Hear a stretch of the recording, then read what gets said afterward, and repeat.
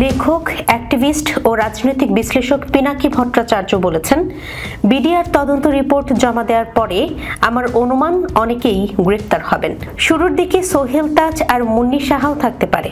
সোমবার রাতে ফেসবুক পোস্টে তিনি এই কথা বলেন। পিনাকি অন্য একটি পোস্টে বলেন, আমার অনুমান আরও যারা বিডিআর ইস্যুতে গ্রেপ্তার হতে পারে মামুন, মঞ্জুরুল আহসান বুলবুল। প্রসঙ্গত 2009 সালের 25 ও 26 ফেব্রুয়ারি পিলখানায় বিডিআর বিদ্রোহে 57 সেনা কর্মকর্তা সহ 74 জন নিহত হন। অন্তর্বর্তী সরকার দায়িত্ব নেওয়ার পর পুনঃতদন্তের দাবি ওঠায় গত 24 ডিসেম্বর সরকার জাতীয় স্বাধীন তদন্ত কমিশন গঠন করে।